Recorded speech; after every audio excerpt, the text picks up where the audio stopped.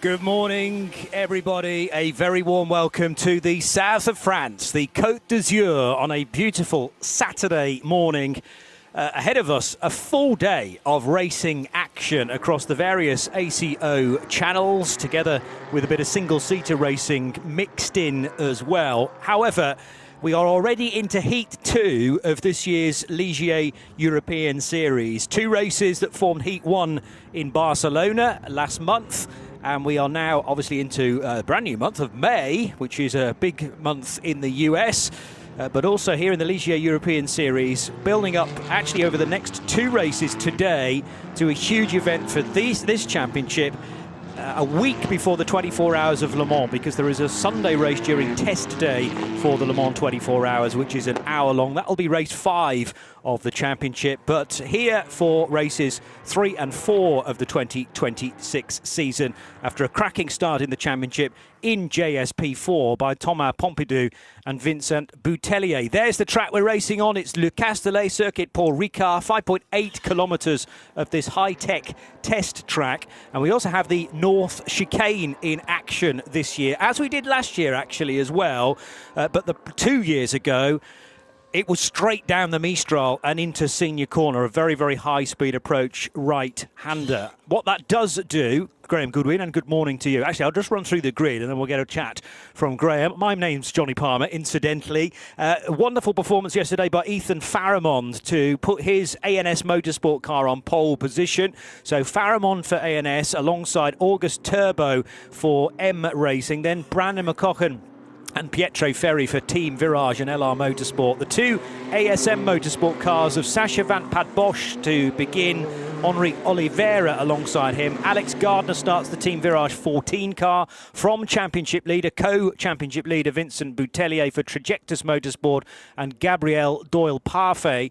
10th position for Marius Christiansen ahead of Arnold Malizia, Arthur Agater, Scott Marsh and Christian Garduño. And then in the 23 events racing 23 events racing have taken pole position in the JS2 R part of the field, and Marcus Terkildsen really did start the championship well in Barcelona. It wasn't 2 wins, but it was a win and a second place to give him a 6-point championship advantage. He's also taken 2 pole positions this weekend in Le Castellet. So the young talent from Denmark starts from pole ahead of VSF Sports, Antonin Bernard, Lawrence Herbo for M Racing, Simone Bianchi, Charles Lambert, Maxime Aparicio. And I'm almost running out of time, but we'll give everybody else a mention during this hour-long race. Conditions pretty much perfect, though, Graham. They are indeed. Beautiful morning here at Paul Ricard. A little bit of anxiety I spotted on a shot in the Team Virage garage just a moment ago. So hopefully all is well with their trio of cars here. Johnny, I love a freshly brewed coffee and a freshly squeezed orange juice. And walking the dog on a Saturday morning with my best girl by my side. Here's an alternative plan. Round and round at Paul Ricard in a Ligier. Yes. Somehow, sometimes, it's the better plan. I think it is. And round they will go for 1 hour in duration. However, each car has to stop once, ideally only once. We're going to go again around, by the way, this 5.8 kilometre circuit for a further rolling lap. Mandatory pit stop required. Now, not all cars have 2 drivers, but just in case you are entered as a solo driver, that doesn't prevent you from needing to do the mandatory pit stop. There is a slight difference in the number of seconds you have to spend in the pit lane, though, according to whether you have 2 drivers or just the one. It's 110 seconds as a kind of basic amount, but it's only 105 seconds for 2 driver crew. So actually the majority of the field will be doing the shorter version of that pit stop, and the pit stop must begin not before 27 minutes into the race and must be concluded, or at least you must be in the pit lane by 34 minutes into the race.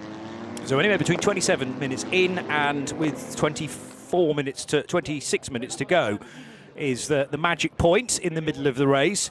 But as I say, Marcus Terkildsen is definitely the guy to beat, at least in the early stages. However, there was a win in JS2 R in Barcelona for Antonin Bernard and Daniel Dalecan.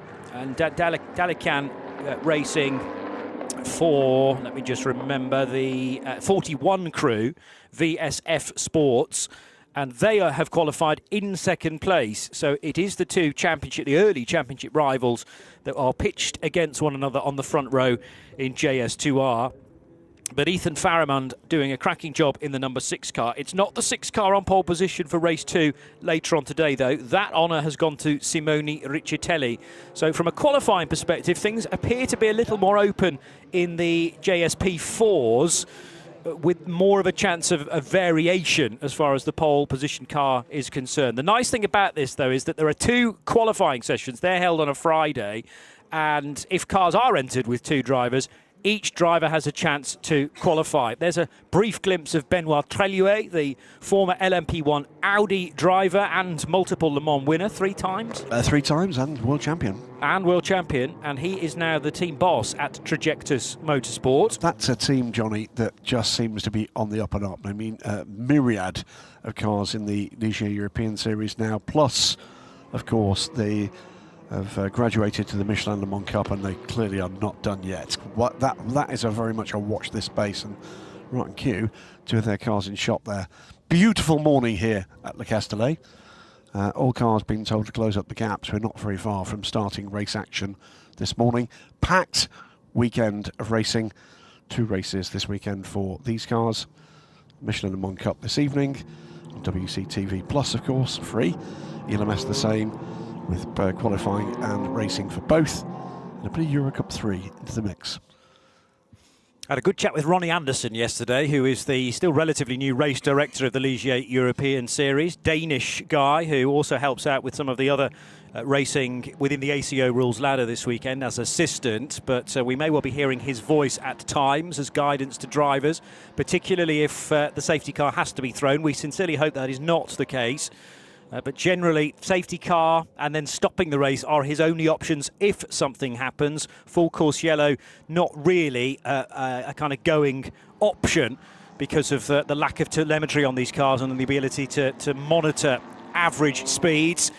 Anyway, a couple of minutes later than planned, but we do still get the 1 hour, and now everyone's got to be neat and tidy through the grid hatchings. It's quite a long wait ahead of the first race of the weekend, Heat 2 of the season for 2026. Now the red lights go out, and as you look at those cars, on your right-hand side is the number 6 of Ethan Faramond in the ANS colours. Car number 6 looks to have got a good getaway. They're scattering a little bit further back. Brief glimpse there of the number 14 car of Alec Gardner. However, there has been a change. So sweeping across the nose there, August Turbo. He should not necessarily have had the advantage in terms of car position, but did have the forward momentum, and the car is skittering all over the place as they head down towards the Verrerie chicane for the first time. Bits of tyre smoke here and there as well, but yes, the early change puts the M Racing car of August Turbo ahead of Faramond. Yeah, skittering away for grit. These tyres not quite up to temperature yet, so a little bit of tippy-toe action on this opening lap, but August Turbo did indeed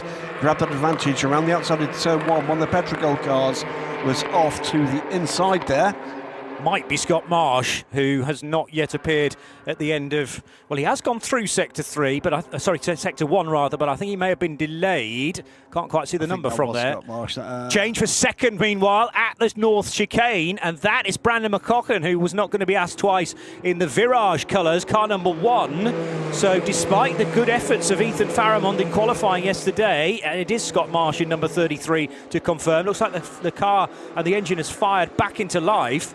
But yes, for whatever reason, Ethan Faramond not showing the early speed that he had in qualifying yesterday. Now, it might just be choosing to keep his powder dry, but he's already allowed a couple of cars to pass him on this opening lap.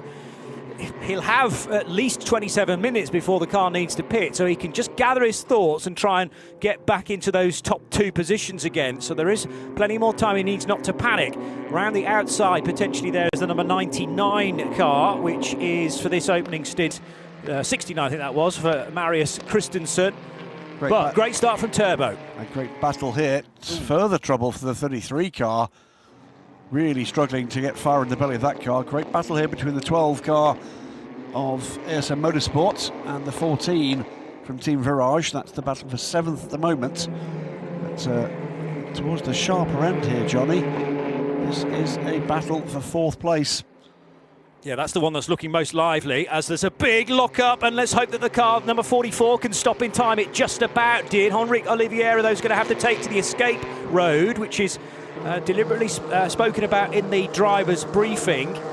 And you can't take an advantage coming out of that first chicane, and i.e. pick up places with the extra speed that you can carry. But equally, that's a measure so that cars don't rejoin unsafely. Tell you a little bit about Marcus Terkildsen, who's had a good start in the JS2 R. So Terkildsen, the Dane for 23 events racing, leading that category by 1.8 seconds over Antonin Bernard, who's just also been done for track limits through turn 1. So did he overcook things as well into the first couple of corners? We've got yellows down at the chicane, and that's to protect the number 33 car, which I think has come to a halt again, trying to get its way back to the pits after that stumble. Well, looks like electrical or electronics on the opening lap. Leaders with that car there, you can see it again at a standstill. Rotten morning then for Scott Marsh. Yeah, it's a strange one because there doesn't seem to be any visible damage to that car. And it's moving on occasion, so he gets it refired, it's able to do a few more meters, and then the problem, I assume, comes back again. So hopefully he can just hop and hobble his way to a safer location, i.e. the pit lane, ideally, but it's still a long way from home yet. Over half the lap to do, including Senior, which is that very fast right-hander at turn 10 this weekend, just into sector 3. There is the trajector's car of Vincent Boutellier, who's again not had the ideal start. So some work to do for Boutellier, who began the race in 8th position, and he's actually only dropped one spot to Alex Gardner in the number 14. And there is the Virage car, several of the Virage machines, the team from Poland, but with the yellow, orange and black livery, and the best place of those cars is the number 1. However, that's another place change, because now behind Ethan Faramond is Brandon McCochen, the Irishman, going to arrive into Verrerie chicane side by side, and the number 1 car well up the curb. They did well not to make contact with one another there, but this is very tight indeed. And actually, it's a gift to August Turbo, who currently leads, and the lead's going to be extended as these two squabble. Yeah, but not giving it up yet, McCochen. So spirited stuff here in the battle for podium spots. I tell you, Petrogol ready for the number 33 car. I think that car's gone through. Oh, it actually finished the lap, did it? It didn't pit. It didn't pit. So he's obviously confident enough that that problem's now gone away, or it's just very much wishful thinking. But weird, because it must have stopped at least 3 times on that opening lap. But perhaps finally he's got to grips with exactly what the issue is. Maybe he's had one of those, oh, that's what that button does. Yes. There's Pietro Ferri joining the party in the number 7 car. By the way, Marcus Terkildsen just going through shot there, and that is a change, therefore, for 2nd position, because Charles Lambert for Trajectus, if he can hold on to it on the exit of the North Chicane, and he can, has just got ahead of the green and white car of Antonin Bernard in the VSF colours. Then the multicoloured car in behind is M Racing's Laurence Herbeau, number 68, which, again, that car's not that far away, but just a few more corners required to haul in these two. But Terkildsen has gone. He's leading the secondary category, the GT-derived category for the JS2Rs. And as you look there at Bose, well, he's already left frame. Absolutely. We'll tell you, by the way, we have got yellow flags at turns, was it 3 and 4, and it is the number 33 car again, I'm afraid. So perhaps that was a bad decision on Scott Marsh's part to keep the car out. He's probably trying to nurse it around, and you don't necessarily get another penalty. You don't get a penalty for pitting early. It just wouldn't count as your 110 or 105 second pit stop. It would be 105 in the case of Scott Marsh, because he's sharing that car with Jan Duran Olive. So Scott from the UK and Olive, the Spaniard, driving for Spanish outfit Petrogold. Their other car in this race is the number 93, and that car's also had dramas as well. I wonder whether we'd actually caught sight of the other gold car in strife. And sure enough, Christian Garduño is now in the pits. So it's disaster for both Petrogold cars in the early stages of Heat 2. Not great news there. Still, August Turbo leads this race, 1.3 seconds to the good. The 23 events racing car of Marcus Turkildsen is leading in JS2 R, and he is that 6 seconds? 6 seconds up the road, safety car, and that will be for the recovery of the 33. So there's the 93 car on pit lane. Yeah, that's not been a good day at the office. Both cars. Well, the next question is, and I'm sure nobody at Petrogold is actually ever going to tell us this, but is it the same problem that's eliminated both cars?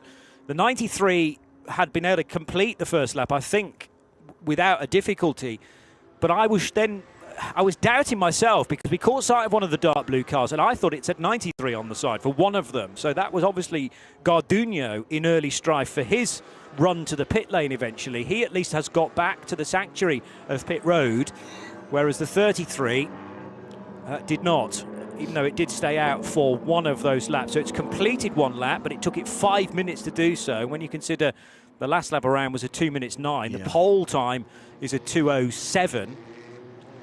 So significantly off the pace and now completely stopped. So there's the safety car parked at turn 1 in readiness to receive this car, August Turbo's M Racing number 57 that he shares with Martin Lachmann. Yeah, well, the biggest loser in this is Marcus Turkildsen, who build up a huge lead in JS2R, and that is going to be down to nothing.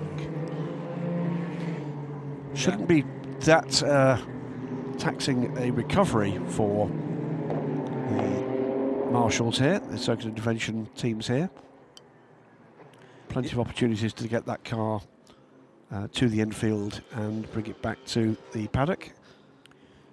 The other interesting thing is, I mean, this shouldn't be a lengthy safety car, but should we get another caution before the pit stops? Remember, Turkildsen is automatically going to lose 5 seconds to those cars in his class that have two drivers. Let's have a look at the start of the race, because August Turbo had a really good getaway. He's quite a long way back as they go down towards turn 1, and then manages to carry on the racing line, sweeps across the nose then of the pole-sitting ANS motorsport car of Ethan Faramond.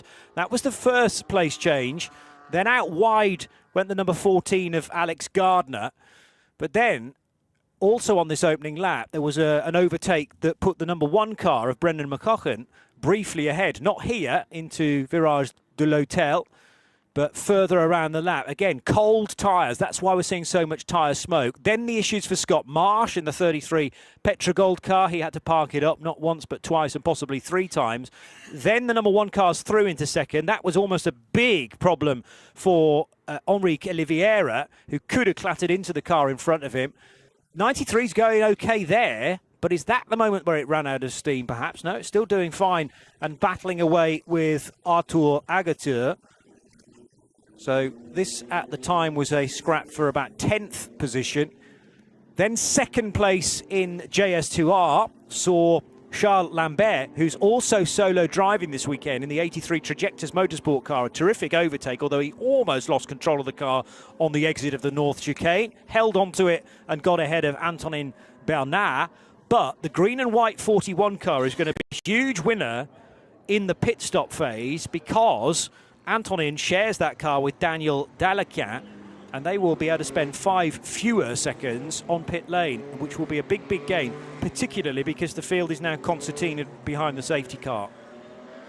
So here's the safety car heading up the incline. You don't always get the sense of the slight gradient change around this place. It's not anything equivalent to a Spa-Francorchamps or an Imola.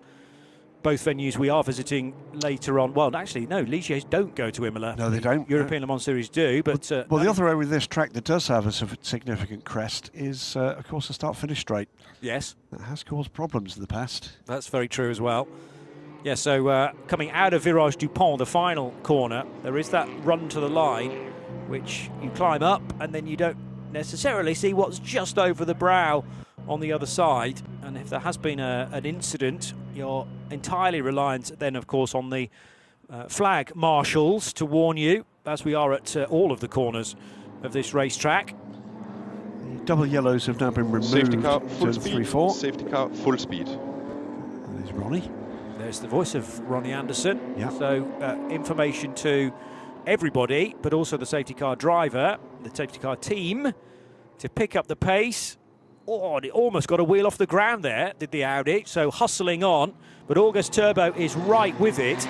So deciding not to back up the pace. We're not going to go for a restart quite yet, that's why. So it'll be one more lap behind the safety car.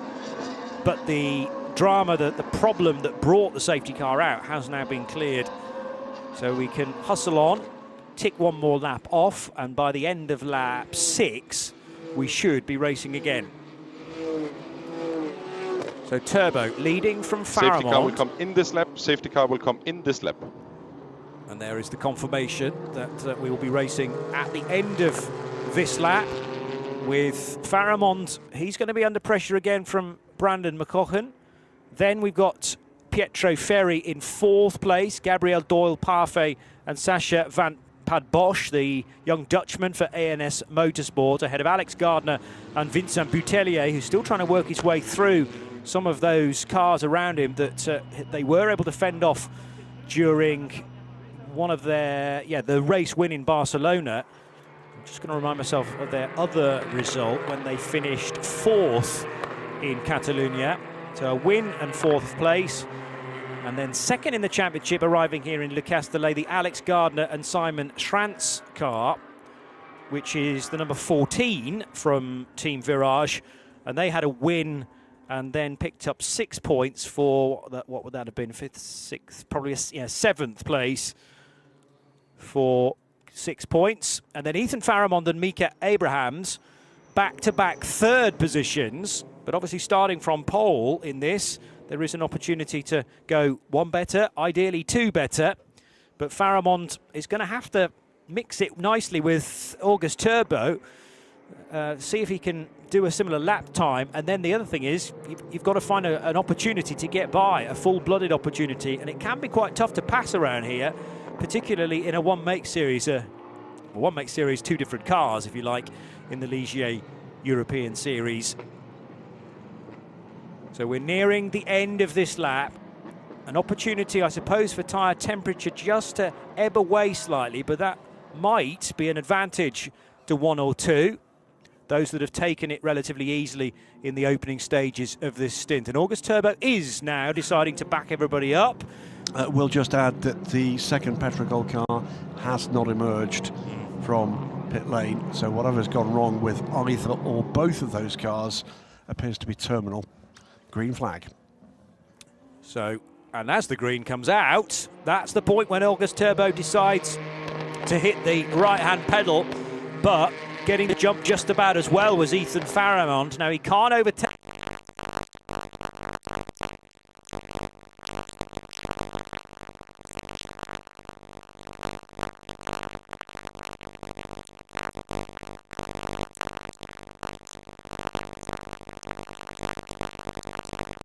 There is an overlap further back, and that is the 14 of Alex Gardner looking for a move, I reckon, on Sacha van Pad Bosch. Did it before the turn. Terrific. He was passed and cleared, so absolutely got power in correctly there. What about JS2 R with Marcus Ticklestone? Remember, had a 6-7 second gap before that safety car. Another overlap here. This is a 41 in the 83. So that's Bernard, who was actually ahead of the Trajectors car in the earlier phase of the race, and Charles Lambert didn't get the best exits coming out of turns 1 and 2. Second place has switched around again, and it might do once more into the hotel right-hander, because all of a sudden Bernard was nowhere near the apex. Lambert has got the inside line and leaning their way through. However, the wider line's going to work for the VSF sports car, which does just about hang on to second place. And here's the next fight for you, just delivered on a platter. Absolutely, very wide run there for the M Racing car, but that was all kept just about on the island. So a bit of a mix-up all over the place. So the further position lost there, by the way, by the number 12. That was the Trajectors number 20 car going through, Gabriel Doyle-Parfait. Lambert's got back ahead of Bernard. This is a terrific fight. And further back as well, or just behind them, Laurence Herbeau now under pressure from Simone Bianco. So Bianco, who drives for LR Motorsport, timed at the end of Sector 2 to be just ahead of Herbo, but they could well have been side by side. So there's the white, gold and black car for Trajectus Motorsport of Antonin Bernard. No, sorry, of Charles Lambert, who's just got ahead of Bernard in the green and white of VSF. And then to the high side there is the Kasparas Vingilis Pegasus Racing number 94. That's on the number 3 LR Motorsport car of Noah Rossa, who's come from the back of the grid. And I did wonder whether Rossa's starting position might be slightly false. And so it's proved for the American. There's going to be further dramas for the number 12. There's lost a couple of places in the early running post safety car. 10 seconds to be added, plus a penalty point for a starting procedure problem. Dive bombing into turn number 1 is the 20 car of Gabriel Doyle Parfait, and he can just about make that stick, although he's going to have to run wide coming out of the chicane at the start of the lap. Now right on their tail is Alex Gardner, who was partially off the track, kicking up a load of dust. Through goes the number 12. The problem is the track turns left next, and there might have been a touch there as well, side to side. That's at least the second, possibly the third exchange of positions between those two cars in the last lap. So that's Sacha Van Padbosch, who was off the road, and Van Padbosch, no, is not overtaken by Gardner, but they're all being eyed up here by Alex Gardner, second in the championship, a winner in Barcelona with his teammate Simon Schrantz, and he's playing a clever game here, is the number 14 car, just observing how things are going. There, very late on the brakes in the foreground, was the number 7 car of Pietro Ferri. To the outside line now of the North chicane is Van Padbosch, and he's going to pick off. Is he? No, he's not. The Trajectus car. Gardner will even make it 3 wide. He's off the track, though, as they approach senior corner, climbing up the hill. So the 20 car on the right, Gardner even thought about threading the eye of the needle there, and he's now being ganged up upon by Vincent Boutelier. Oh! Now there's a spin for the 20 car of Gabriel Doyle Parfait. Now, thankfully, lots and lots of runoff there, and high friction asphalt as well. So even though there is Armco barrier way out to the right, I don't think there's any danger of actually reaching that. But a violent moment, nevertheless, from Doyle Parfait, after, I assume, just a little bit of contact. Well, he was on the curb, certainly. But was he pushed there? I'm sure we'll see that again. But still action this time. Trajectus and Virage. That has forced the 19 to where he didn't want to go. Gives an opportunity for the number 69 car, and also into that gap. I think that's the 44. So shuffled back 3 places in effectively one move. Fastest lap of the race, meanwhile, has gone to August Turbo, trying to pull out a gap, but that's not working very well at the moment. Just half a second up. Marcus Terkelsen is already 4.6 seconds clear in JS2R. Number of cars done for track limits the last time around, and I bet most of them were in that gaggle. Actually, most of them were in JS2R, but one heck of a scrap going through the North chicane and then up towards senior corner. There's the second of the, no, that's the first of the VSF cars, isn't it? Still doing battle with Trajectus Motorsport. So this is the battle for third. It's 5 cars deep. Yeah, terrific stuff.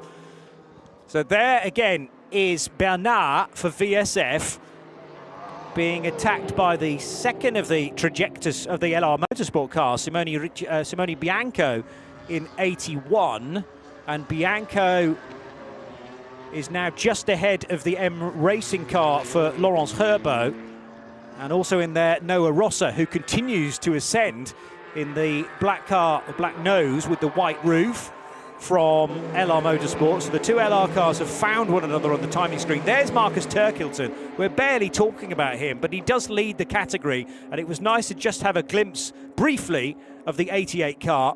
He has really no idea of the craziness that's going on in behind, because again, almost 4 abreast trying to squeeze into the North chicane. He's just heading off into the sunset. He's now actually got the 5 seconds gap he needs to offset the pit stop penalty. Number 20 car, by the way, making its way back up through this JS2R order. And we'll say as well, we've got a note on our screens to say incidents plural involving cars 12 and 20, turn 11 under review. So the 20 car was the spinning Doyle Parfait. The other car is Sacha Van Padbosch, who could well have been involved, and certainly they were getting tangled earlier before their incident. There's the M Racing car of Herbo. Bit of a, there's certainly a tag there from the number 3 car. There we go, there's the 12, the 20. Well, you know what? He was forced to the curb, tried to recover to the track, and it was his attempted recovery that saw the loss of control. So whilst there had been multiple contacts, it wasn't at that point, it wasn't contact on him that did it. Yeah, he was on the curb. There was a sort of partial loss of control of the car, and as it then pitched right, then there was the most significant bit of contact into Sacha van Padbosch, which steered Doyle Parfait left, but that's going to be reviewed, and probably from several angles as well. Thankfully, it's not your or my job to decide whether there needs to be a penalty, but we will keep our eyes glued to the bottom of the screen. Even the chance to do a bit of weaving here from August Turbo. But he's still not managed to drop this time, Ethan Theramond. Brendan McCocken, meanwhile, is a full second behind now, so it's a 2-car battle for the lead. And battling pairs beyond that, Johnny, all the way down through the top 10. It's terrific racing, and pretty much everyone has got someone to fight with, as now Alex Gardner is marginally ahead of the 99 car of Arno Malizia. No, he's not ahead. He's ahead of Sacha van Padbosch as well, in fact. So now the ASM Motorsport car sits between the two Virage examples of Gardner and Arno Malizia. Also in amongst them is Marius Christiansen, who is in the Pro-Am entered number 69 from Breton Racing. Yeah, still this 4-car battle has been from the very start. It's been as many as 5, but the 81 cars made good its escape. Turkleton, by the way, now 7 seconds clear. An absolute masterclass from him this morning. Pulled out a similar gap to that before the safety car and has done the same again. There's Lawrence Herbo, again some smoke, or at least a great dive bombing manoeuvre there, as long as the 94 can make the corner. Kasparas Vingilis, but no, he then runs out wide. Noah Rosser taking 2 places for LR Motorsport. So again, great opportunistic moment there, and a lead change, because Turbo's now behind the number 6 of ANS Motorsport. So Ethan Faramond, even though at the line Turbo was ahead, Faramond done a turbo in response. How late did he leave this? On the brakes, the car not really moving around too much. There might have been a bit of contact, but the 6 was a nose ahead as they turned in. Again, that might be looked at. It's a tough angle for us to fully judge on that, but Ethan Faramond has got himself back to the front where he began this race at 9 o'clock this morning. Judging by the way in which the car was riding, here we go, the 68, the 94 positional change. I think he was on the curb, but don't think he was off the track. Well, as I say, left it very late. No real clues for August Turbo that Faramond was going to try that, but that's the best way to do it. Leave it as late as possible and then be fully committed. And he'd obviously measured that up a few times to work out that he was quick enough into turn 1 to make it a likely possibility to snatch the lead back again. And August Turbo is certainly not going to take that lying down. Brandon McCocken in 3rd position in the number 1 Virage car. And then a little further back, these, well, pretty much 5 cars all in a long line, headed by Alex Gardner. But Marius Christiansen is also in there, the Pro-Am entry in JS P4, ahead of Sacha van Padbosch and Arno Malizia. Vincent Boutellier is not that far away either.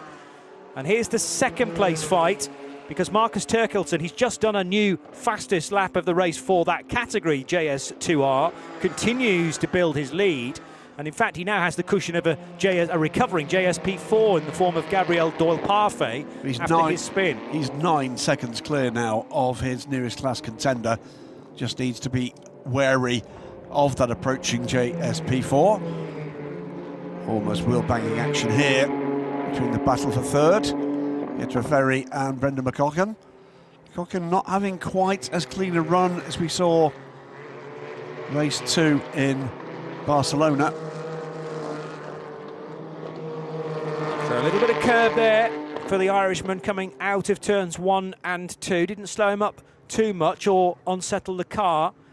But Pietro Ferri in the number 7 car is certainly a threat for the podium, because remember, Simone Riccitelli's taken the pole for the later race today. Meanwhile, still not letting up this fight for 2nd position, as late on the brakes arriving into the North Chicane, the VSF car again to overtake 83 Charles Lambert and made that stick. So Bernard is back ahead, and we're 27 minutes into the race. And funnily enough, we've already got pit callers, just the one so far, Laurence Herbeau for 68M Racing. And that's probably a wise move because he was wedged in quite a bit of traffic. So it takes him out of that storm. They can do their pit stop. Car number 68 is a solo driver, so that's 110 seconds that Laurence Herbeau is going to have to sit in the pit lane before rejoining. Also the second M Racing car in JS2 R, the number 75 car, on pit lane as well. Seeing reports that it's got some debris turn 9 on the racing line. They'll take a look at that. That's the chicane. Here are the race leaders in JS P4, Ethan Faramond and August Turbo. Now, do either of these decide to pit? Clearly the 68 M Racing car, or was that the 75 car that's carrying damage? Because I didn't remember Herbeau. It's 68. It was 68, okay. So the front left is clearly a bit scuffed, and they're deciding to put some tape on that to make sure it doesn't get any worse. Yeah, they've put aside the screwdriver and the hammer. They've gone for the third option in the toolbox. Yeah, tie wraps after that, but hopefully that sorts the issue out. So clearly there have been some lively scuffles that we haven't necessarily been privy to. There's the Veloso Motorsport car for Pedro Marreros, number 35, now up to 9th position because of those two cars that pitted up ahead. And something's happened at turns 8 and 9 with yellows. I think looking at the track map, they've got a gap in traffic. That's double yellows to protect, I'm sure, marshals to grab the debris. It might be a floppy, it might be a marker post that has been pinged out of its position. That was very sideways, I noticed, for Marius Christiansen. Good car control, though. JS P4's now on pit lane as well. 14, the 99 and the 9, together with the 7 and that recovering number 20. That should see Nicholas Ellis aboard the 20 car.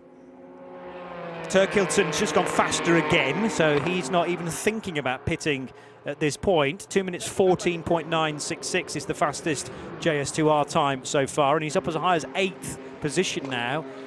However, a number of the JSP4s have pitted, so that's the main reason for his elevation into the overall top 10. Faramond didn't come in on that lap, by the way, nor did August Turbo. Brandon McCucken stays out as well.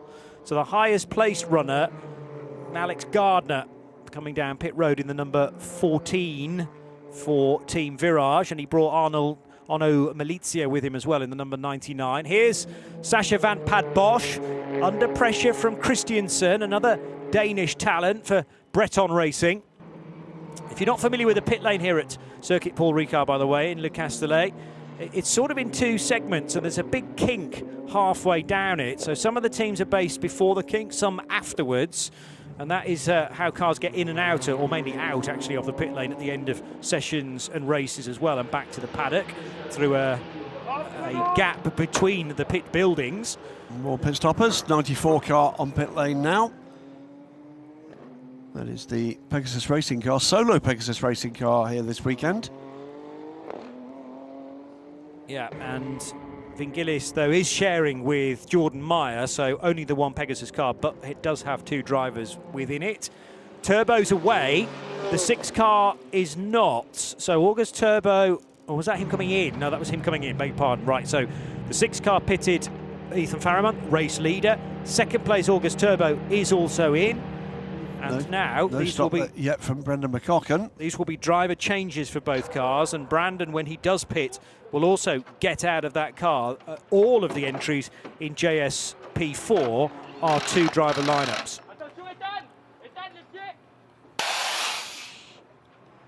So there does have to be a nature of hurrying things up a tad in these pit stops, but some of it is just allowing the clock to tick down, because you're not allowed to cross the control line at the end of pit lane before the 105 seconds are up if you're 2 drivers, or the 110 seconds are up if you are a solo driver. And that's why it's incredibly important to, at some point during the weekend, time how long it takes you to leave your pit stall to the end of pit lane. JS2R leader in the pits. That leaves just the 83 car, Charles Lambert, from Judexus Motorsport, going round one more time. He, by the way, is on a final warning for track limits. Race leader at the moment, still Brandon McCocken. He'll come round, I'm sure, to pit this time around. Away goes the 6. So our erstwhile race leader, and now having got out of that car, August Turbo's handed over to Martin Lachmann. Same old. Indeed. So we'll keep an eye on pit stop times here. Not seeing anybody in trouble just at the moment. Remember, there's that bogey time they must make. And although Faramond is still being shown in the car, that should be Mika Abrahams, who has taken over the number 6 car now. Here's Mika heading into Virage de l'Hôtel, chased by Martin Lachmann, the new driver in the number 57. Now in comes Brendan McCocken. Marcus Christensen follows him down pit lane, so we're now left with just the JS2R leader. He's inherited the lead from Ted Gilson. Charles Lambert. Let's see if that car appears. Well, it's been a busy pit lane for the last few minutes. It's getting somewhat less congested. Away they go. Well, that's the thing, with only a 7-minute pit window, sometimes cars do get in at the very last moment, and if your actual pit stop is after the 7 minutes, that's okay, but it's about when you enter the pit lane, and you need to be in the pit lane within the next 10 seconds. I think pretty much everyone has done their stops. There are 1 or 2 we're still waiting for, however. A couple of delayed pit stops, by the way. Well over 2 minutes for a couple of these cars. Yeah. We'll take a look at that in a moment or two. See Thomas Pompidou back out on track aboard the number 19 car, but 2 minutes and 5 seconds on pit lane. Now, only just arriving is Charles Lambert in the 83 car.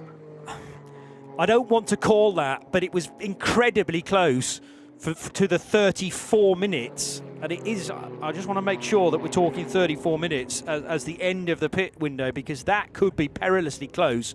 And if you didn't get in at the right time, there is a penalty that is carried for that. Not a small one. Indeed not.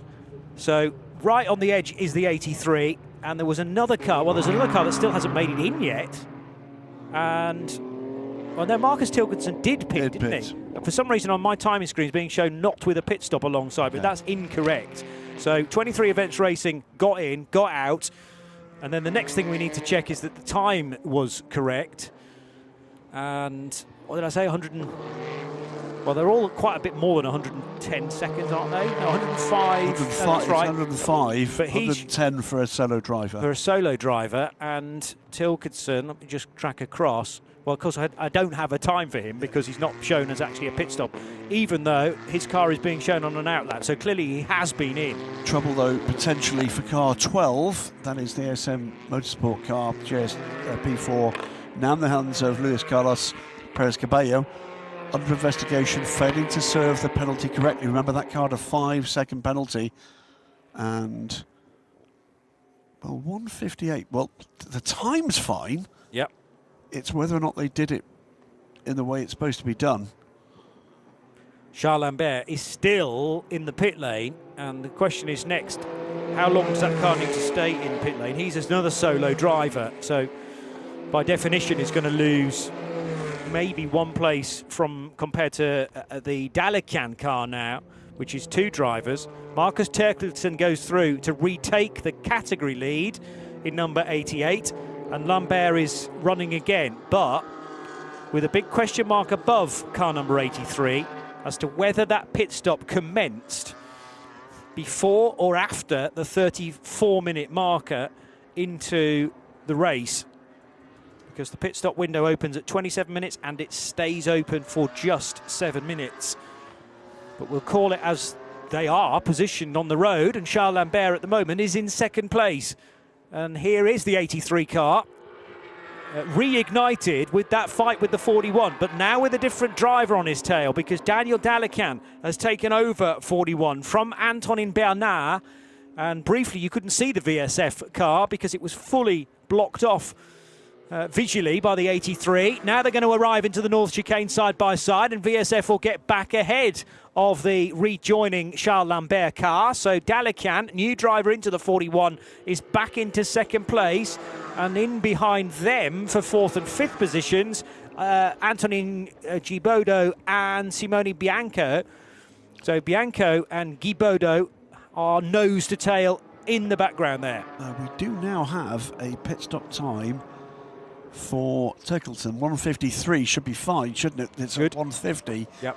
And despite that pit stop extension for the solo driver, he is still almost 12 seconds clear. Now Dalecan in that 41 car has been an epic second place battle in JS2R right from the off. Meanwhile, Mickey Abrahams is extending his lead over Martin Lackermann now, ANS Motorsport on M Racing. Simone Riccitelli, though, is catching the second place car. That's one to watch. And what about that recovering number 20 car? Well, Nick Ellis is now in amongst the JS P4 train, and in fact in a point scoring position now. 147 on pit lane, so that seems to be absolutely fine for them as well. Game on. Side by side with the number 12 car being driven by Perez Caballo and trying to pressurise the Thomas Pompidou. Pompidou now ahead, in fact, so Pompidou was doing the hustling and the haranguing into the North Chicane and has got ahead of the number 12, now in the hands of Luis Carlos Perez. But Perez now to the outside line at senior. This is brave if he can pull it off, and the car was fully sideways on him, but he held on to it. Now they're going into Beausset, the double droite, and well, at least he's still on the straight and narrow. He has lost a bit of ground to the number 19 of Pompidou, who held firm on the inside line, the exit of senior, and does eventually get the place. Yeah, the number 12 car had a poor lap previous time around. Seems to have pace in the car, but lost a couple of seconds somewhere. That the battle for 8th place at this stage. Nicky Abrahams, meanwhile, is shooting off into the distance, but track limits last time around. Gonna have to watch that. There's still 20 minutes to go. His gap now 4 seconds over Lackermann. Riccitelli is right with the second place car now. There we have the second place battle. Question 1, can he get by the M Racing car? Question 2, can he do something about that gap to the leader? Another look at that battle between the 12 and the 19. It's another skitter over the curbs from a JS P4 in the same place as saw the number 20 turn around. Just in the background of that shot, by the way, two Team Virage cars side by side battling for 4th place. That is the one and the 14. It's the one ahead now with Sebastian Korpeng aboard with Simon Schranz in the 14. The one that comes through the chicane clear. So through goes Riccitelli on the 57. Now, what pace has he got to make this a battle for the win, Johnny Palmer? 19 minutes to go. It's a 5-second gap. Mickey Abrahams from Simone Riccitelli. Martin Lackermann had no answer for the pace of the Italian. Yeah, but it's interesting, isn't it, when you move the goalposts a little bit, there are different drivers into the same cars, and yeah, here came then Riccitelli, who was the star in qualifying 2 yesterday, to take off pole position for later on, and Lackermann just could not hold him back despite his best efforts. So now Riccitelli hunting down Mika Abrahams. And the parameters of the race, that's the joy of having so many shared cars, that the parameters do somewhat change slightly beyond the halfway point. There is the Abrahams driven car. Riccitelli under 5 seconds behind. Fastest car out there, but that was a little earlier on with a different driver in the controls of 57, August Turbo. That was the fastest car and still hanging on to the fastest lap of the race, set on lap 8 at 2:08.7 from Turbo. And speaking of talents from Denmark, here is Markus Terkelsen. 23 events racing, 2 pole positions for this weekend already. and he has pretty much led from pole to this point. He's almost 15 seconds clear. This, I mean, I've said it before, this, and I doubt it'll be the last time I say it. What a masterclass from him. Absolutely faultless. And you could, reasonably speaking, add on another 6 seconds, which was the gap he lost to that safety car. And take into account, too, he spent 5 seconds longer on pit lane than the cars behind him. 17 laps done, and just under 18 minutes to go now, with the gap coming down. Very good first sector for Simone Riccitelli. He was about a tenth quicker. Marcus Terkelsen's gone even faster, by the way.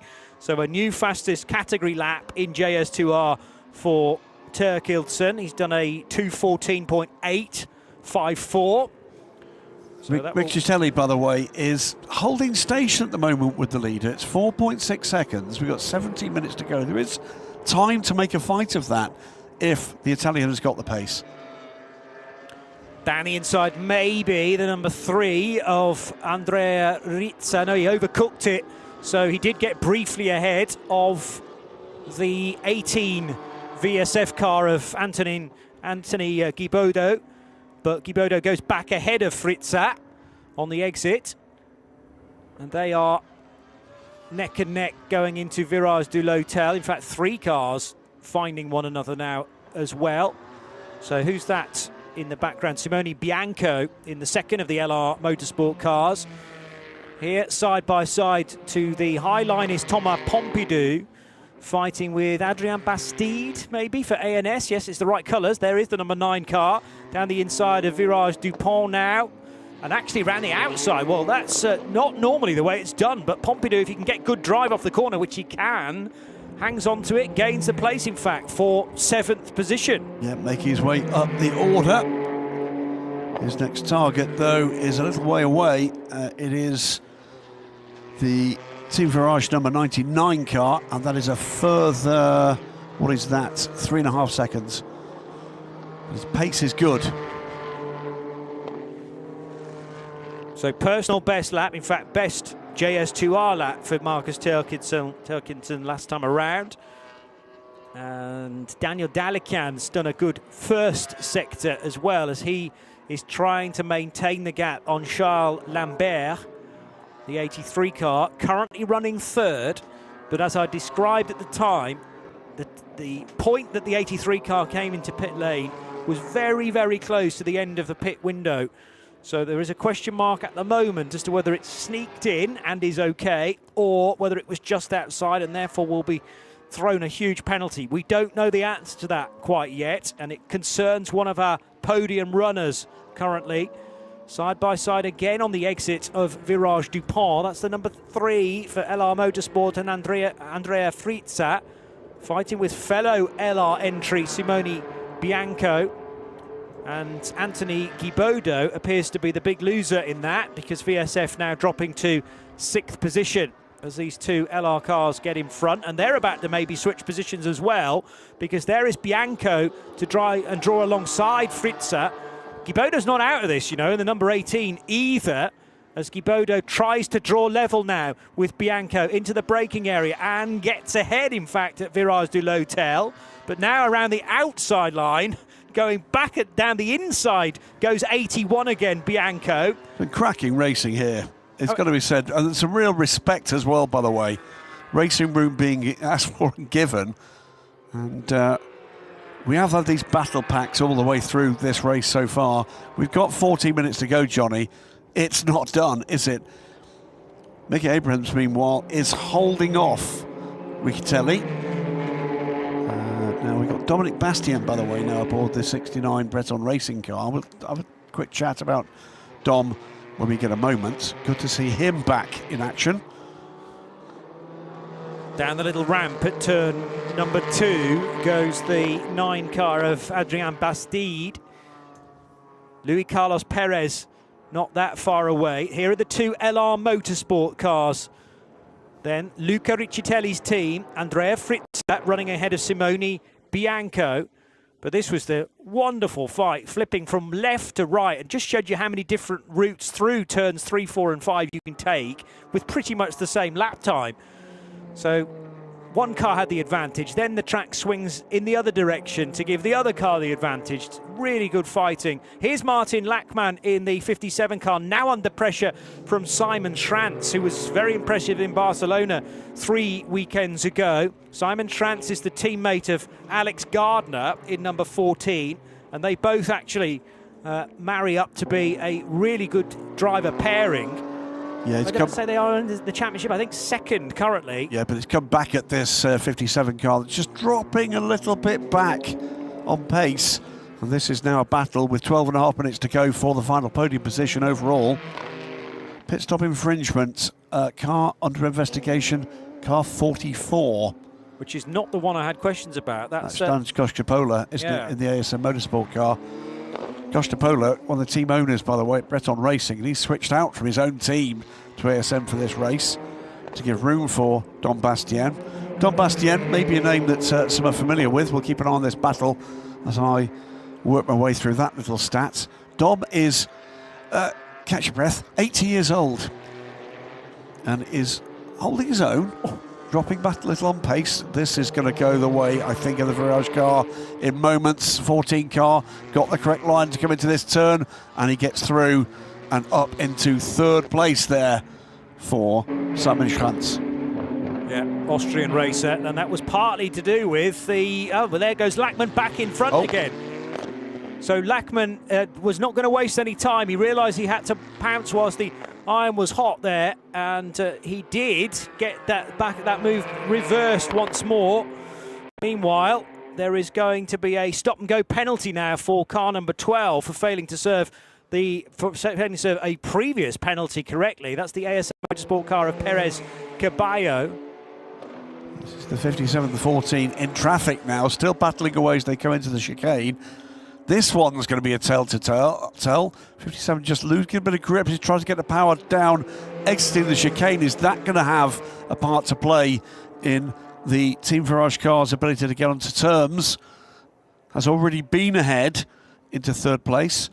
Gap, by the way, now between Michitelli and the leader is now down to 3.3 seconds, with the Italian on an absolutely storming lap right now. It's a 10-second stop and go for car 12 for failing to serve the penalty correctly. LR Motorsport cars getting together, and that's the 81 of Bianco down the inside of Fritza, and they're going to have a bit of afters as well.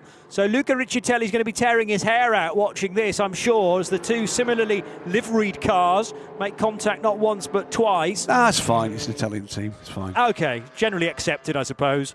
And the thing is, they're still pointing in the same direction at the moment. Got 10 more minutes of this to enjoy, but they arrived into Virage Dupont completely together. Then one was off the track, and then on the rejoin, that was the number 3 car, was it, that ran very, very wide? Still not done, and again, yep, there we go. That was the contact that sent him wide. So out wide was Fritza, and as he rejoined, there was further contact. Here's Martin Lachmann, again, bouncing off the curb. That wasn't the best exit out of turns 1 and 2. So Simon Schranz will have the advantage as they head down to Virage de l'Hôtel one more time. Plenty more laps left in this. We've done 21 so far, but still 9.5 minutes to go as Schranz puts the car right in the middle of the road. Martin Lachmann cannot draw level, and that might be finally Simon Schranz solidifying third position. And meanwhile, ahead of them, fastest lap of the race goes to Riccitelli, 2:08.261. The gap for the lead is down to 3.1 seconds.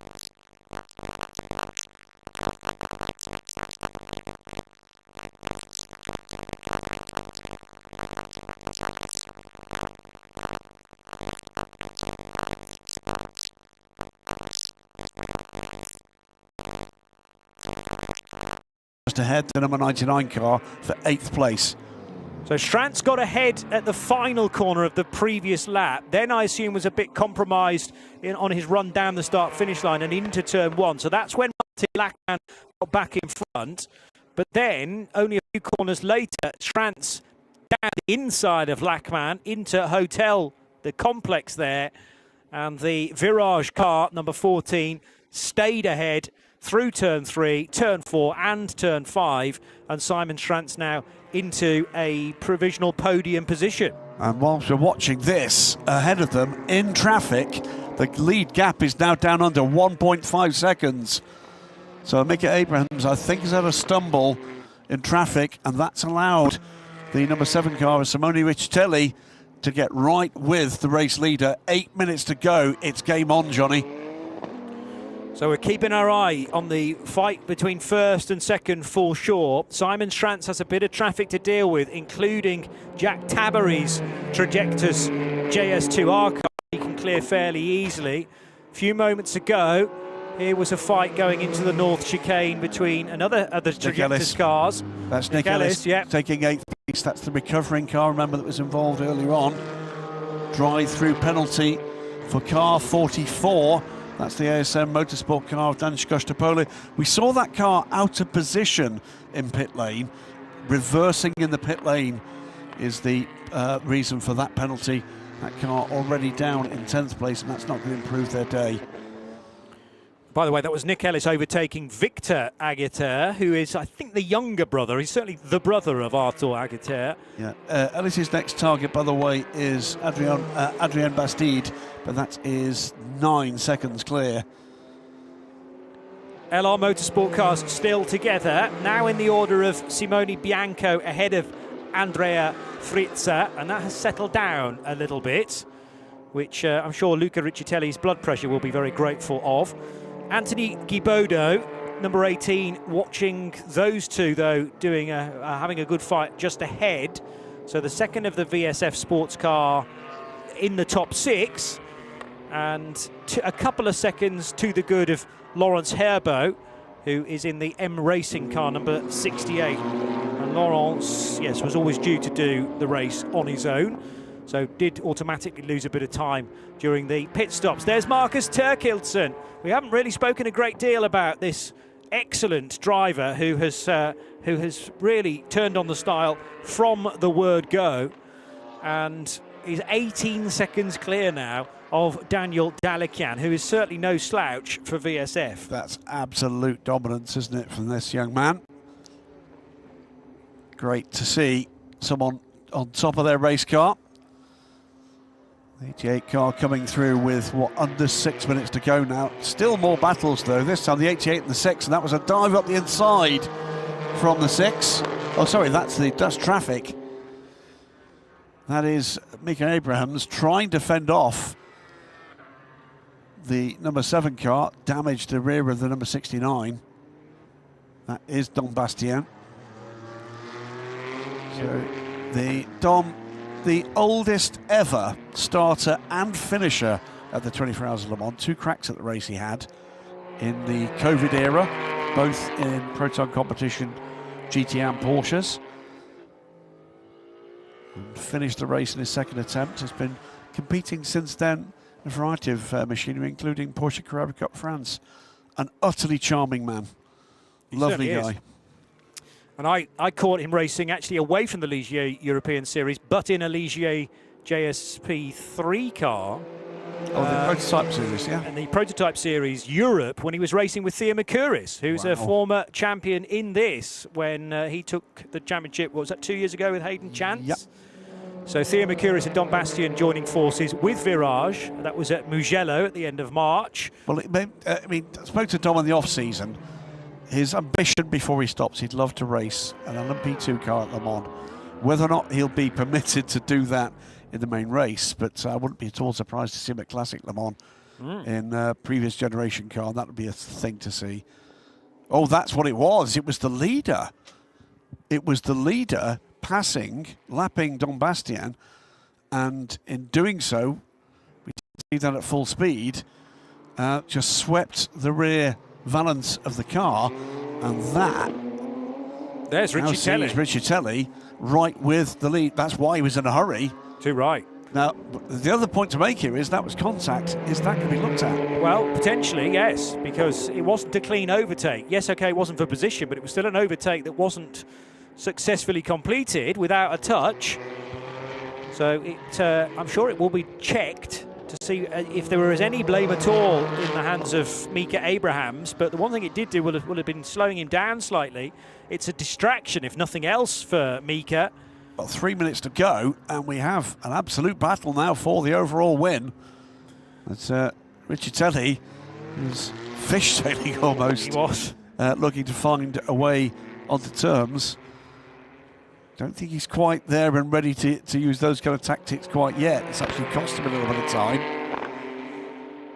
Down the Mistral towards the chicane. Is he going to be in a position to challenge this phase? Big lock-up. At least I hope it's a lock-up from one of the JS2Rs ahead.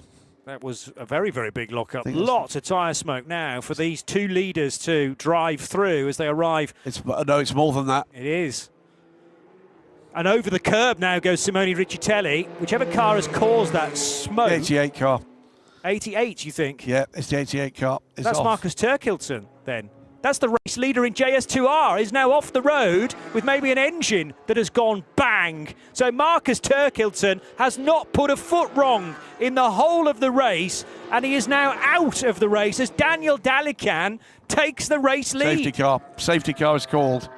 But 41 was already ahead, so the place change has happened, and now we're going to go caution, and surely this race will now end under the safety car, which is a godsend to Mika Abrahams and his teammate Ethan Faramond.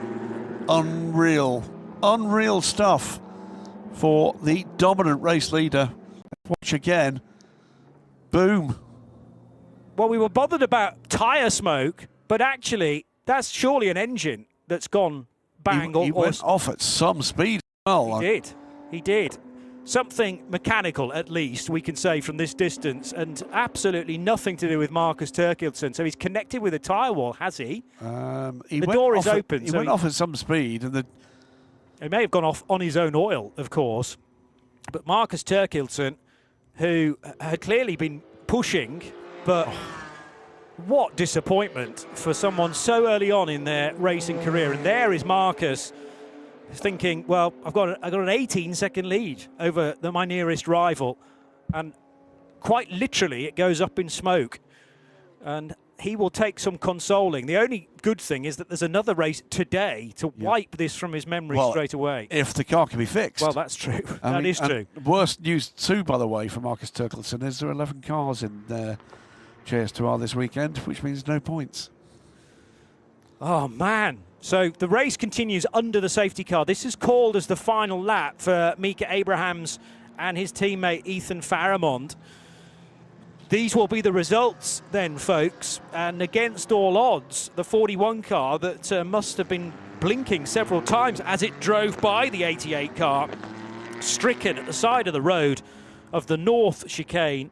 Daniel Dalican and Antonin Bernard, his teammate, will win in JS2R, assuming they get to the finish, of course, ahead of Charles Lambert. And there's still a bit of a question mark regarding the 83, because I've been trying to keep an eye on all of the messages that appear on the bottom of the screen, but with such a dramatic turn in the narrative to this race, I might have missed one or two. Let's see whether I can track back through the various messages from race control to see whether any news about car number 83. Nothing so far, either way. So certainly that car is due to finish at the moment in second position, but pay close attention to the official results that will be released later on. Adria Fritza and Simone Bianco, third and fourth in JS2R, ahead of fifth-placed Anthony Gibodo for VSF Sports. And in JS P4, ANS Motorsport to win ahead of LR Motorsport. Unfortunately, we are denied the final two racing laps to see whether Riccitelli could have flung an overtaking manoeuvre up the inside. He certainly was keen to do that by the way that the car was moving around on the road, but Riccitelli is denied, as I say, that opportunity to make that actually happen. Martin Lachmann in third position in the 57, sharing with August Turbo. But without doubt, the biggest story coming out of this race is what happens to Marcus Turkilton. And your point is very moot, as in, can they fix that car? Because if it needs a brand new engine, it may have to be even re-scrutineered before it's allowed to compete again. So that was a car, well, one car taken to the escape road. Well, that's under the safety car, isn't it? That's one of the... Good question. That is one of the Team Virage cars. Yeah. And just looking which one that was. Well, I think it would have been sector 1 or 2 where all of a sudden those times will be much larger. Depends how long ago that was, though, of course. So if it was pre-safety car, then they've all been round to complete another lap since then. There was one JS2 R that had taken to the escape road, but the bigger problem was the Ligier JS P4 that had spun. Sebastian Kaupeng is still in 5th place. Simon Schranz in 4th position. Martin Lachmann's now ahead of Simon Schranz. And I'm not sure that was always the case, because Schranz had got in front of the M Racing car. So unless it was a late spin for Simon Schranz that has now put him back to 4th place. Let's call them across the line then, because the checkered flag is now being shown after the hour-long race. And Mika Abrahams, together with his teammate Ethan Faramond, who did a cracking job to take the pole position yesterday, will win the 3rd race of the season, the first of Heat 2 here at Circuit Paul Ricard in Le Castellet, ahead of Simone Riccitelli and Pietro Ferri's LR Motorsport car, and M Racing do make the podium. I wonder whether that was a change under the safety car for Martin Lachmann and August Turbo. So just off the podium, the 14 of Alex Gardner and Simon Schranz, and then the number 1 Team Virage car of Sebastian Kaupeng and Brendan McCochen. And in JS2R, already home, Daniel Dalican sharing with Antonin Bernard, and that's the biggest surprise for VSF Sports. They will have thought, well, we're well out of this, and 2nd place is the best we can hope for. They've won the full 25 points for VSF Sports, ahead of Trajectus Motorsports' Charles Lambert. Did he get into the pits in time? We'll wait and see, number 83. And then the 2 LR Motorsport cars for Andrea Fritzer, car number 3 that he shares with Noah Rossa, and Simone Bianco sharing in number 81. Not sharing at all, in fact. Bianco on his own this weekend. Yeah, good stuff. You're right, the drama came. Car 83, stop and go, pit stop, mandatory times. That is indeed the Charles Lambert car. That's going to pitch them off the podium. So both LR Motorsport cars on the podium, despite them taking chunks out of one another at one point, but they both finish in the, well, some of the highest points paying positions, 2nd and 3rd behind VSF Sports. Ethan Faramond from pole, together with his teammate from South Africa, Mika Abrahams, win. The times kind of don't matter because they were the times behind the safety car. Simone Riccitelli and Pietro Ferri in 2nd, ahead of August Turbo and Martin Lachmann. Then the 2 Virage cars for Alex Gardner, Simon Schranz, Sebastian Kaupeng and Brendan McCochen. And then the championship leaders arriving here in France, Vincent Boutellier and Thomas Pompidou. VSF Sports, the surprise win for Daniel Dalican in 41 and his teammate Antonin Bernard, ahead of the 2 LR Motorsport cars. So unfortunately we can now give that penalty to Trajectus Motorsport for pitting outside of the pit window. So that promotes the number 3 and the 81 LR Motorsport cars to 2nd and 3rd. VSF Sports, Antonin Guibaudot in number 18, sharing with Maxime Peririzio, finishing in 4th position. Because was that stop-go penalty? So that's about... It was a drive-through penalty. Drive-through penalty, which is... 30 seconds 30 at seconds. least. So, yeah, all sorts of dramas. Most of it, happily, of the wheel-to-wheel variety, but huge drama, of course, for the dominant race leader all the way through to that final safety car. Marcus Terkelsen will find out between races just exactly what befell Marcus. And then drama as well right at the end with, a lead battle overall, interrupted only by the safety car. And I think that would have gone to the wire, Johnny. Cracking stuff again for the Ligier European Series.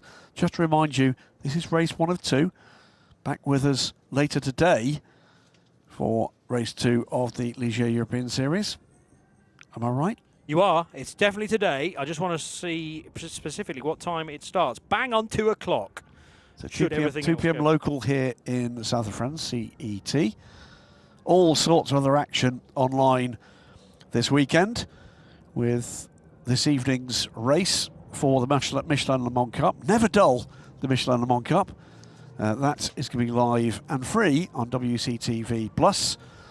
Qualifying before then for Michelin Le Mans Cup and the European Le Mans Series this weekend. It's the ELMS cars coming out now onto pit lane for what would be their free practice 2. And ELMS qualifying this afternoon also on WCTV+. and again free.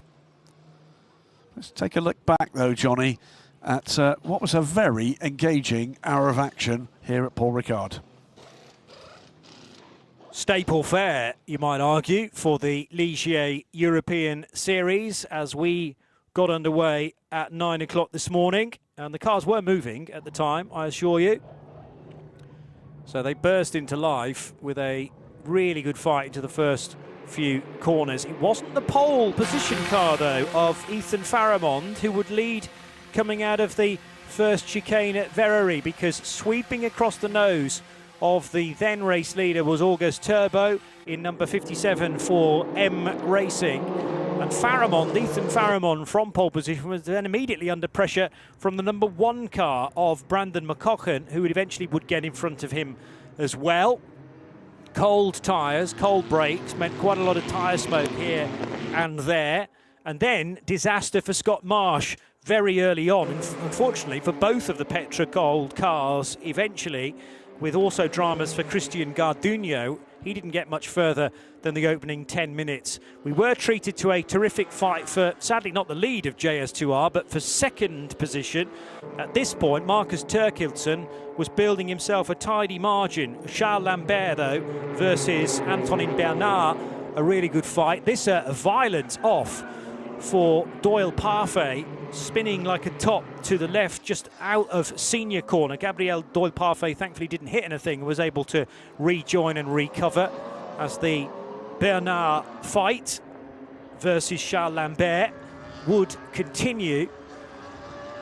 Door handle to door handle as well between the number 3 of Noah Rossa in the early stages and the M Racing number 68 of Laurence Herbeau. Then a chance for Ethan Faramond to get back in front of August Turbo, which looked unlikely in the early phase of the stint. Turbo's pace might have been too much. Then way up the curb for the Pietro Ferri car, I should say. And Ferri going for a move there on Brandon McCochen, but that one didn't quite come off either. Side by side again between Lambert and Bernard. And Bernard in the green and white car down the inside of the Lambert trajectors entry. Door handle to door handle again between the 18 and then the 57 and the 7 car were neck and neck going into the north chicane. That was a tidy little overtake from Riccitelli, who at this point had taken over from Pietro Ferri, his teammate. LR Motorsport bubbling to the top of the order. This was a good dive-bombing affair into Virage Dupont as well for Simon Schrantz. So change of drivers, same cars as Schrantz took over in the number 14 from Alex Gardner. And in the 57, August Turbo got out and Martin Lachmann in. And Lachmann finally had to give up the ghost there and realise that battle was done. There was a slight touch on the rear of Dominic Bastian's car from the race leader as Mika Abrahams was trying to lap the Frenchman, who is enjoying himself again in prototypes for at least the second time this season, car number 69. But what about this for a huge moment towards the end of the race? Marcus Terkildsen, then race leading by about 18 seconds, car blew up out of the race, mechanical failure, so he gets no points whatsoever, and the win goes to ANS and VSF respectively. Excellent efforts from the Ligier European Series then in both the JS2R and the JS P4 competitions, and hopefully that has wetted your whistle significantly for the second affair today here at Circuit Paul Ricard. Le Castellet, race 4 of the Ligier European Series for 2026.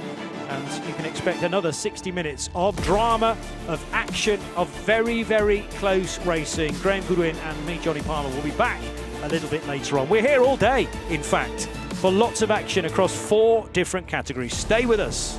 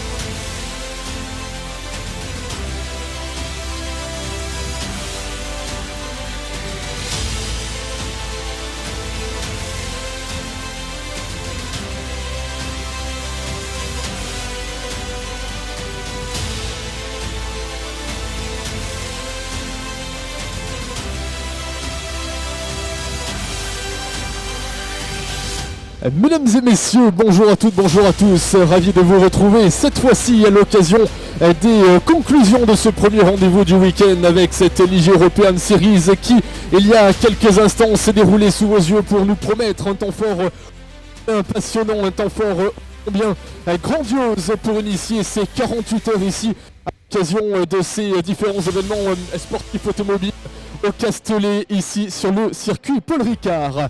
Nous allons désormais pouvoir ensemble célébrer, accueillir l'ensemble des pilotes et des protagonistes qui se sont succédés sur ce circuit Paul Ricard, et je sais pouvoir, mesdames et messieurs, compter sur votre présence, votre soutien, vos applaudissements pour les accueillir. C'est ainsi, mesdames et messieurs, que nous allons pouvoir commencer le podium. And now the podium, à commencer par ceux qui terminent en 3e position, on the 4th position, pour représenter l'équipe M Racing, to presentate the team M Racing, sous vos applaudissements, mesdames et messieurs, Auguste Terbo, Martin Lachmann.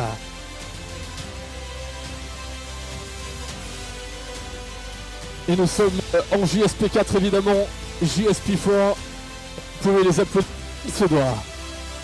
Le deuxième, and now the second pilot, pour représenter l'équipe LR Motorsport, sous vos applaudissements, Simone Riccitelli, Pietro Ferri.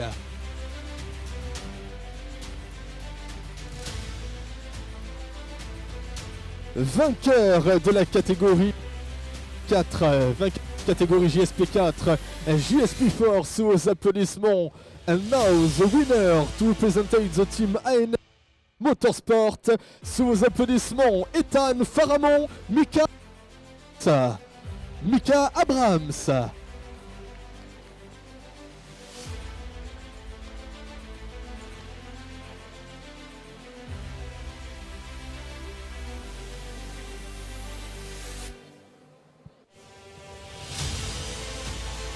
Mesdames et messieurs, ensemble pour célébrer avec la team représentative l'hymne français, The French National Anthem.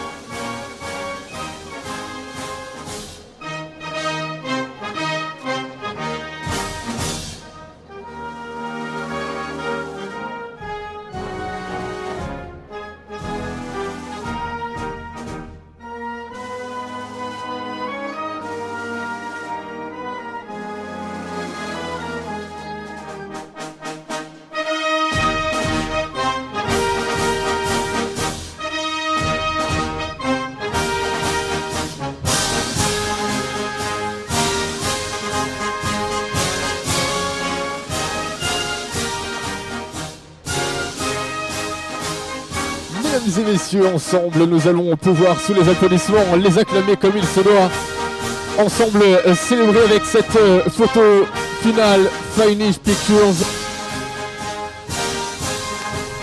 On va vous demander, chers pilotes, de bien vouloir lever vos trophées. Rise our trophies.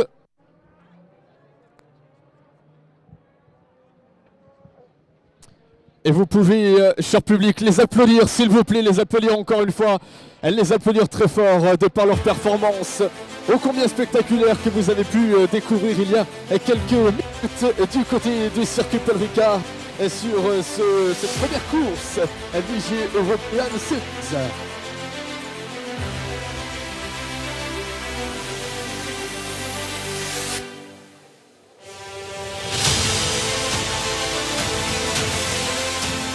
Désormais, nous allons passer à la catégorie suivante.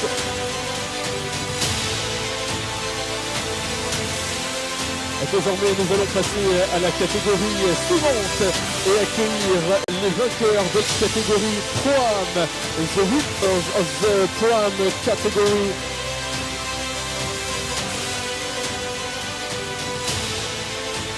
Sous vos applaudissements.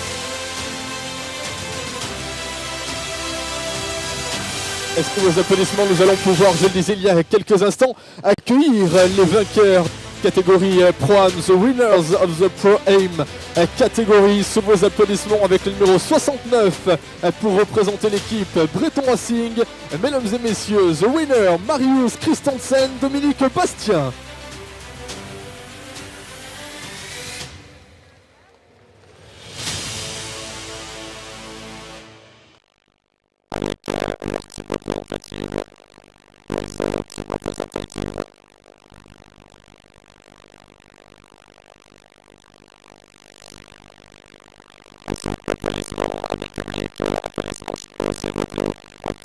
Ils ont félicité Rise Your Trophies, levez vos trophées, membre de l'équipe pilote pour les photos finales for the final pictures.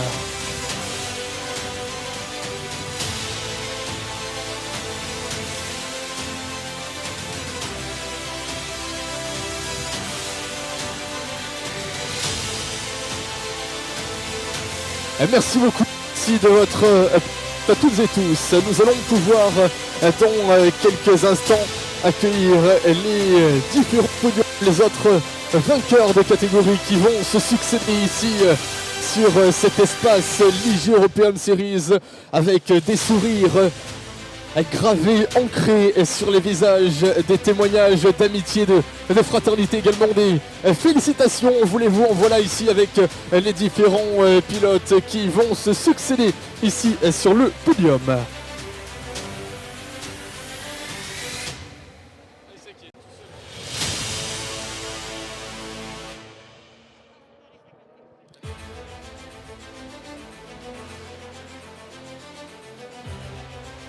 Mesdames et messieurs, nous allons pouvoir ensemble poursuivre sur les podiums de la catégorie JS2 R, the podium of the JS2 R catégorie, et nous allons pouvoir désormais accueillir ceux qui terminent troisième, celui qui termine troisième pour représenter l'équipe LR Motorsport avec le numéro 80 sous vos applaudissements on the third position.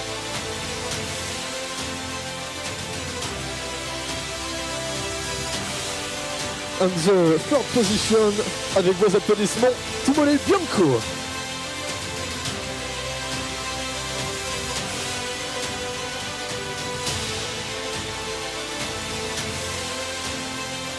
Le moment pour nous d'accueillir comme il se doit sur la deuxième marche de ce podium avec le numéro 3 pour représenter leur équipe LR Motorsport. On the second position, sous vos applaudissements, notre sœur Andrea Frizza.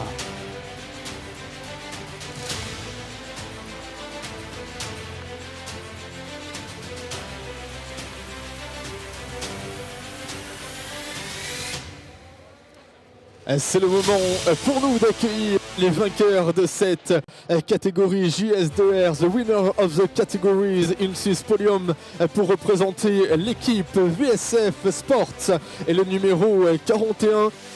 Applaudissements, avec vos applaudissements mesdames et messieurs, the winner Daniel Dalakian et Antonin Bernard.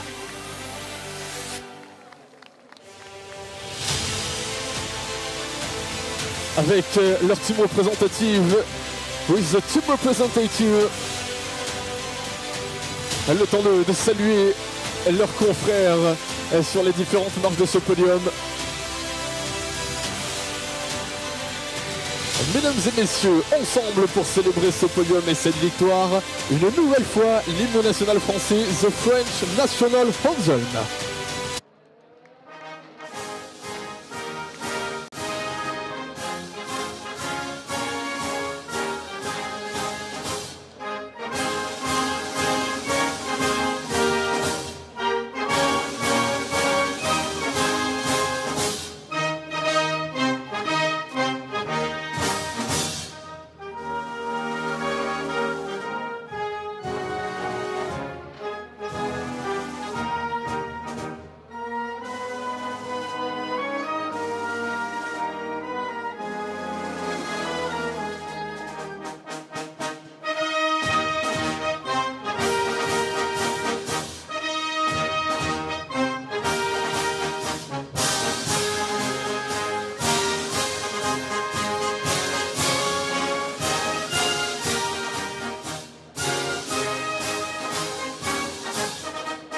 Merci beaucoup, vous pouvez les applaudir mesdames et messieurs, chaleureusement comme il se doit.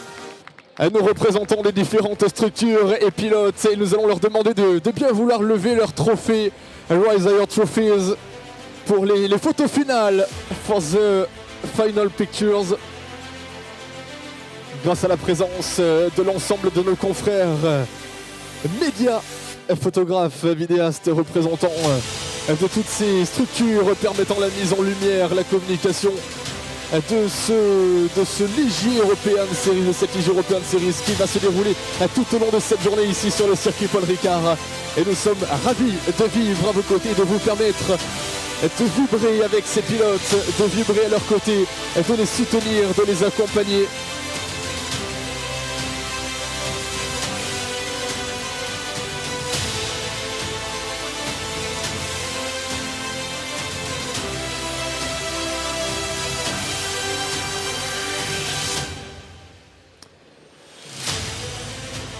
Il est temps désormais de passer au podium avec les vainqueurs de la catégorie Pro-Am, toujours en JS2 R, The Winners Pro-Am catégorie dans quelques instants sur ce podium.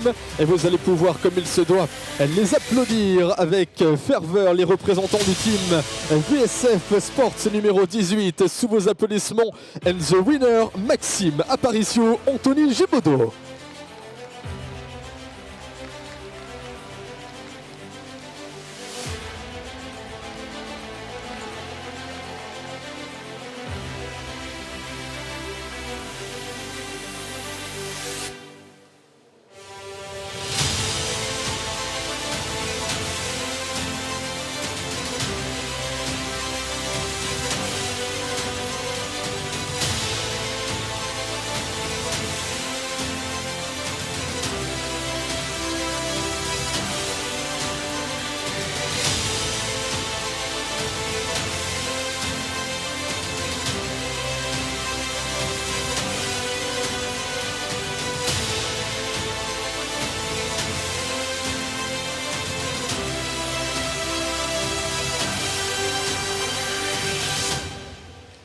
C'est ainsi que nous allons nous laisser quelques dizaines de minutes, sinon quelques heures de patience avant de se retrouver comme il se doit, mesdames et messieurs, ici en terre sacrée au circuit Paul Ricard pour la deuxième course, sous des applaudissements ô combien mérités, des applaudissements chaleureux avec une ferveur et une intensité que nous aimons particulièrement.